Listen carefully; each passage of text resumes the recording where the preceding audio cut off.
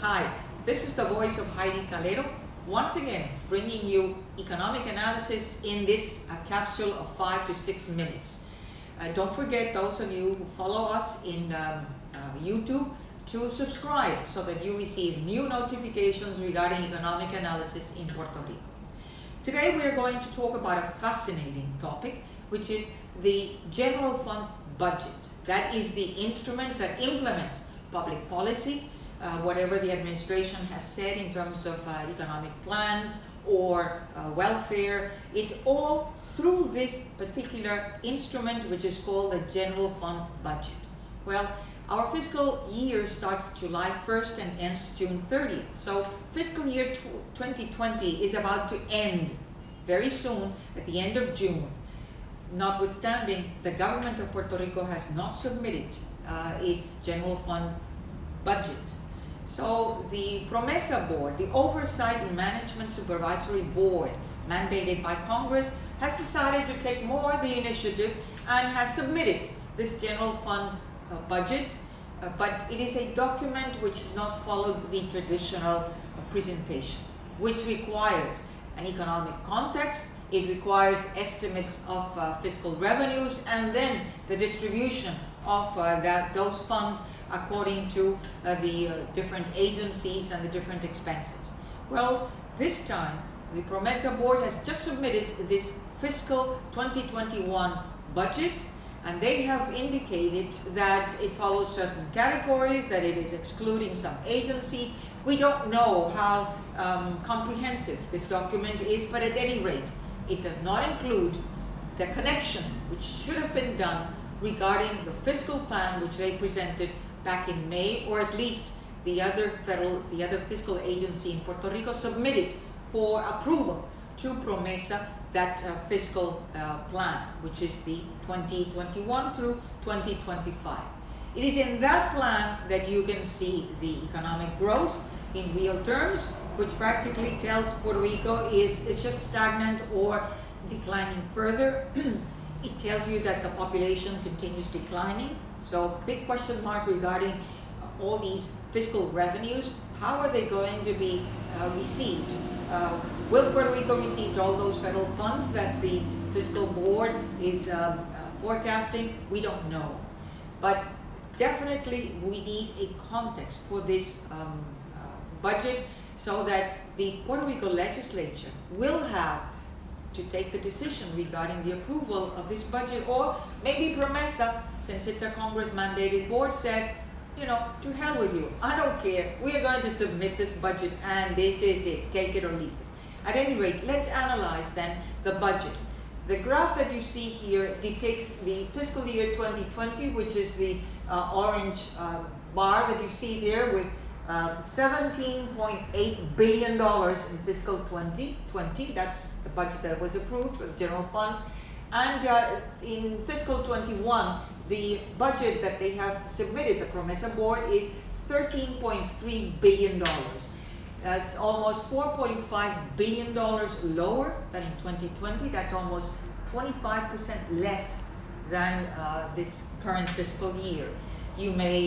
Promesa may argue that there are different classifications here, that there are certain agencies that have not been included there, but I submit to you what was the official budget in 2020 and what it is submitted as 2021. If there are agencies that are not included here and will be the subject of different fiscal plans, it begs the question, where are the resources? Where is it coming from? So again, I restate, this has to be a comprehensive presentation. In this next graph, the second graph, I depict here different categories of expenses, areas that the general fund is distributed, all these expenses. And the Promesa budget has about 13 categories.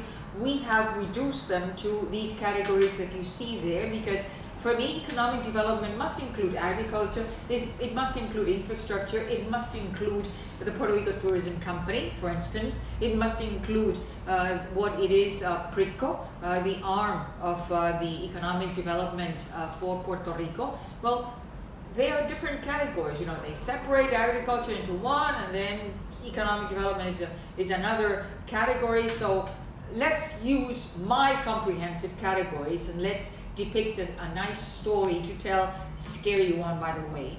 In 2021, in economic development, we have from $5.5 billion, almost $5.6 billion in 2020, it is down to almost $1 billion. That's almost $4 billion that are just not there. We don't know where they're going to be. In health, also we see a reduction from $2.1 billion. These are the blue columns of the 2020 approved budget of the general fund. And now it's $1.76 billion, so another reduction in health. In education, and that includes public education, as well as the University of Puerto Rico, as well as other research entities such as cancer and other main entities. Well, it's down again from 3.4 billion to 3.1 billion. Retirement systems, that's pay-as-you-go, as we have since 2019 or 2018 when it started. Well, from 63 million to $75 million, so more to come, because that includes teachers, government employees of the central government, and it includes also the judicial branch. And then in safety, there's a slight increase from 2.2 billion to 2.3 billion. In regulatory, we have an increase from 1.4 billion to 1.6, so almost 200 million. And in government, by the way, in safety, you includes the police as well as justice and other related to that sector. Then the regulatory it includes, as I said, it's 1.6 billion, it includes an increase. And then government, more increases from $2.6 billion to $3 billion. So Promesa is telling us less economic development, more regulations, and more government. That is not what Promesa should be talking about. On the contrary, if we want to have fiscal stabilization, if we want Puerto Rico to pay its public debt, it needs to grow. And for that, needs economic development. And this last graph, it's the changes. So the difference in those columns that you saw in the second graph from 2020 to 2021. So the reduction in economic development is almost $4.5 billion. In health, it's almost 377 million. In education, including the University of Puerto Rico, which by the way, its budget is being reduced by already reduced budget from previous years by about $555 million. So not much consensus regarding the need for higher education in Puerto Rico. We saw some increases in retirement and welfare and in safety, 129 million, the regulation, the regulatory environment, 215 million, and then government, $434 million. COSEC, which is a regulatory branch to oversee the credit unions, the co-ops in Puerto Rico, is not included in the 2021. They say that it is going to be included in a different fiscal plan. It begs the question, where are the revenues? Is this a consolidated budget or not? So this has been submitted, as Promesa says, well, this is the budget. I don't see the government presenting, submitting their plan, and the fiscal plan, the fiscal year starts very close, July 1st. So this is the budget. So either approve it or we are going to take over. Our next capsule, we are awaiting then what is the legislature going to do? What will the current administration do? Will they present a different federal general fund budget? We are still on the lookout for this important instrument of public policy. Until then, thank you.